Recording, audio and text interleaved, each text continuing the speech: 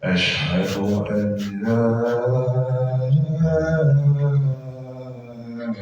إله إلا الله أشهد أن لا إله إلا الله أشهد أن محمدا رسول الله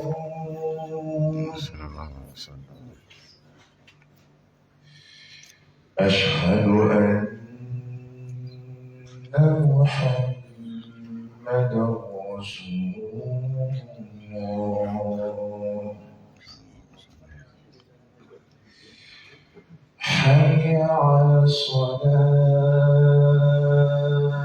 الصلاة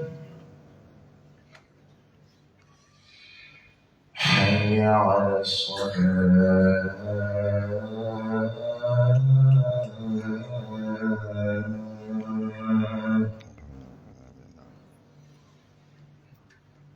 حي على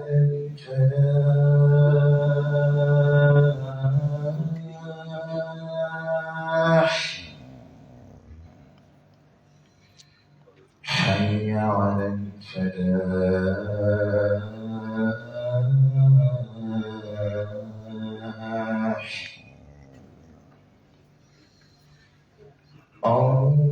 الله أكبر الله أكبر لا إله إلا الله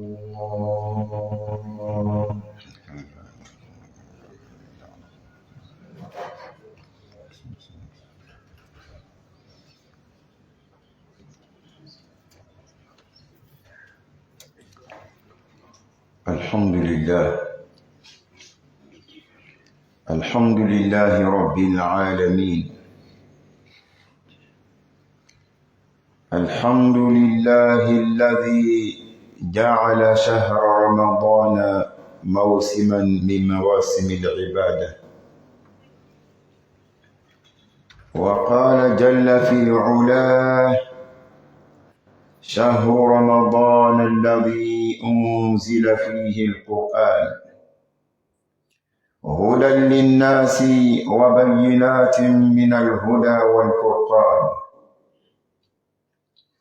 وقال جل في علاه إنا أنزلناه في ليلة القدر وما أدراك ما ليلة القدر ليلة القدر خير من 1000 شهر وليلة القدر في شهر رمضان وقال جل في علاه إنا أنزلناه في ليلة مباركة إنا كنا منذرين وهذه الليلة المباركة باتفاق العلماء ليلة القدر وليلة القدر في شهر رمضان أشهد أن لا إله إلا الله وحده لا شريك له وأشهد أن سيدنا وعظيمنا وحبيبنا محمدا رسول الله صلى الله عليه وسلم أما بعد عباد الله فنحن الآن قبيل شهر رمضان وشهر رمضان إذا جاء ذكرنا بالصيام، ذكرنا بالإمساك عن المفترات، وذكرنا بالإمساك عن الشهوات. شهر رمضان إذا جاء ذكرنا بالود والمحبة بين المسلمين، ذكرنا بالتعاون بيننا، ذكرنا بالتصالح بيننا، ذكرنا بالصبر والمصابرة. شهر رمضان إذا جاء ذكرنا بفضائل جمة، ومن ضمن هذه الفضائل عباد الله إنه من أركان الإسلام، كما قال صلى الله عليه وسلم: بني الإسلام على 5: شهادة أن لا إله إلا الله وأن محمدا رسول الله، وإقام الصلاة، وإيتاء الزكاة، وصوم رمضان، وحج بيت الله للمستطيع. من فضائل هذا الشهر المبارك نزول القرآن فيه. إنا أنزلناه في ليلة مباركة. أولا يقول سبحانه وتعالى: شهر رمضان الذي أنزل فيه القرآن. من هنا نفهم بأن القرآن الكريم نزل في شهر رمضان. وثانيا يذكرنا سبحانه وتعالى بأن القرآن نزل في ليلة، وهنا الليلة نكرة مجهولة. إنا أنزلناه في ليلة مباركة، وما يدل على أن القرآن الكريم نزل في ليلة القدر. وأخيرا يقول سبحانه وتعالى: إنا أنزلناه في ليلة القدر، وليلة القدر في شهر رمضان. عباد الله، من فضائل هذا الشهر الكريم سيد الشهور، الله سبحانه وتعالى صيام هذا الشهر يعدل صيام شهر رمضان 10 أشهر، كما في مسند الإمام أحمد رحمه الله تعالى في صحيح الترغيب والترهيب. عباد الله، في هذا الشهر المبارك تفتح فيه أبواب الجنة وتغلق أبواب النيران وتسفل الشياطين. قال صلى الله عليه وسلم فيما رواه مسلم: وإذا جاءكم رمضان فتحت أبواب الجنة وأغلقت أبواب النار وسفدت الشياطين. والعلماء قد أولوا هذا التصفيد، فإن شاء الله نحن نأتيكم بهذا التأويل. عباد الله، فإن شهر رمضان سيد الشهور، فيه ليلة القدر التي عبادتها خير من 1000 شهر. شهر رمضان تضاعف فيه الأجور. من صام رمضان إيمانا واحتسابا غفر له ما تقدم من ذنبه. ويقول ابن رجب رحمه الله تعالى: تضاعف الأعمال إلى ب10 أمثالها إلى 700 ضعف إلا الصيام، فإنه لا ينحصر. ويقول صلى الله عليه وسلم فيما رواه عن ربه الذي رواه مسلم: كل عمل بني آدم له إلا الصيام فإنه لي وأنا أجزي به. الحمد لله. Nous remercions Allah subhanahu wa ta'ala, Allah d'abord qui a fait de nous des musulmans. Et nous lui demandons de faire de nous des musulmans sincères. Et la sincérité d'un musulman, c'est celui qui œuvre. Et ses œuvres sont en conformité avec le Coran et la Sunna. C'est celui-là qui est le véritable musulman, le musulman sincère. Lorsqu'il veut poser un acte, il essaie de mesurer l'acte-là avec le Coran et la Sunna. S'il y a une conformité, alhamdulillah, il exécute l'acte. Mais s'il y a un désaccord, une contradiction avec le Coran et la Sunna, il cherche ce qui est conforme avec le Coran et la Sunna.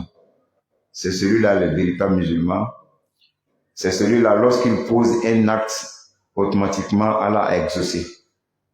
qu'Allah nous facilite la véritable compréhension du dîn. Fidèles musulmans, nous sommes à l'approche du Ramadan. Ça ne vaut plus 3 semaines.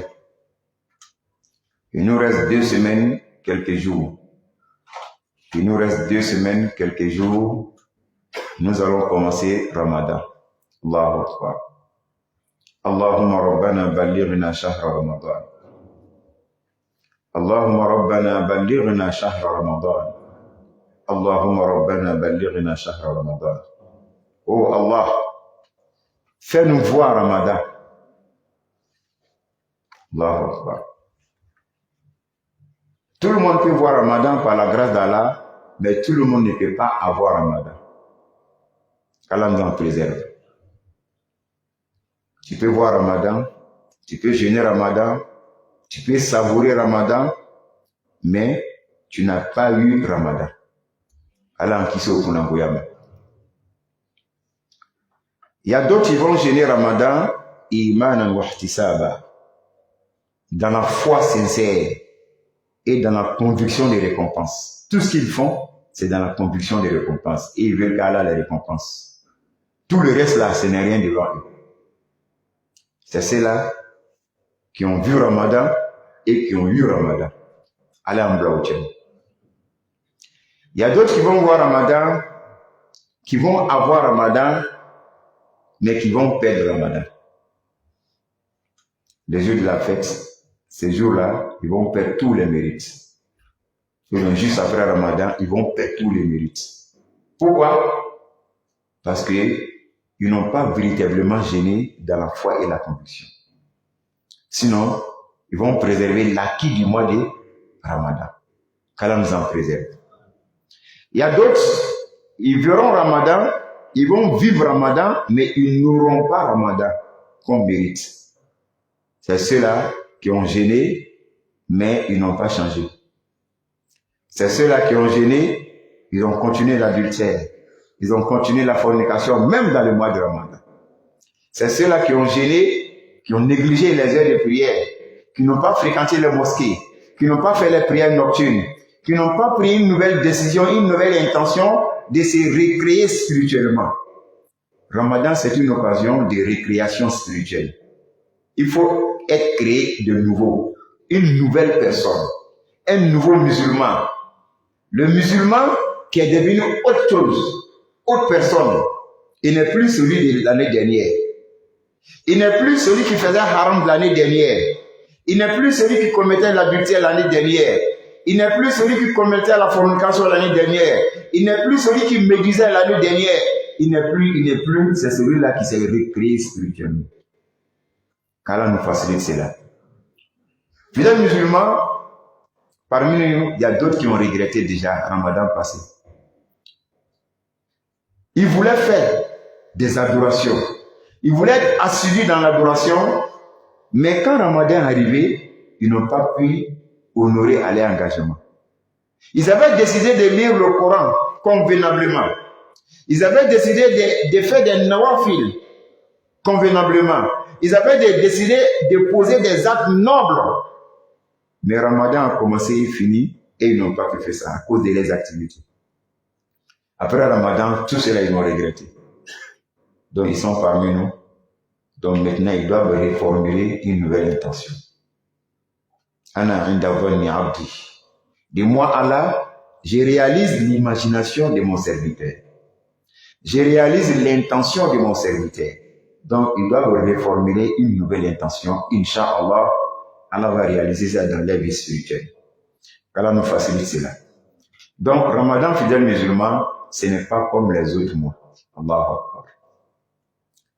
Tellement qu'Allah a mis beaucoup de miracles et de barakas, mystères dans ce mois béni-là. Ce mois-là, lorsqu'il arrive, vous verrez l'image de l'adoration d'Allah. Or, les autres mois, on ne voit pas ça. Donc, c'est un mois pas comme les autres, spirituellement.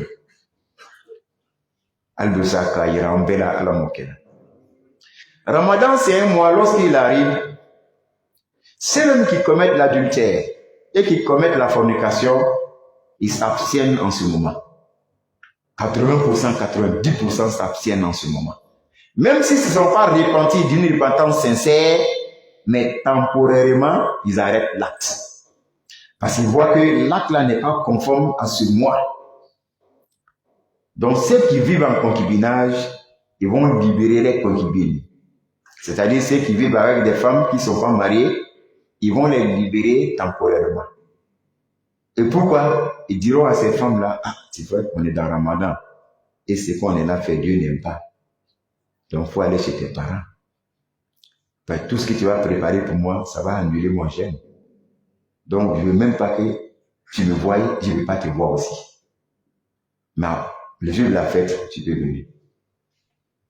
C'est comme quelqu'un qui a lavé son habit avec omo, savon bien parfumé.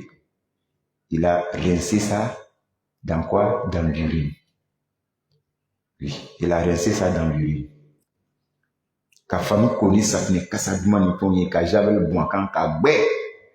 Et quand ka sango ka démorati na, au résultat de yesi ça pour famille bella, et ba de jaramini nyengene jida. Allah qui s'offre na. C'est dans le mois de Ramadan, les mosquées sont plus fréquentées. Les mosquées sont plus fréquentées dans le mois de Ramadan. On ne verra pas et on ne voit pas la fréquentation multipliée des mosquées si ce n'est pas quoi? Dans le mois de Ramadan. Et d'ailleurs, dans chaque prière, dans chaque heure de prière. Et ce qui est étonnant, la prière de Fajr même est plus encore fréquentée que toutes les autres prières. Allahu Akbar. Mais après Ramadan, le jour de la fête ou le lendemain de la fête, si tu reviens dans cette même mosquée, tu verras les musulmans de l'année dernière qui étaient premier, deuxième safa seulement, c'est eux qui sont restés. Les autres, ils dorment. Ah, fidèles musulmans, Ramadan, c'est un miracle.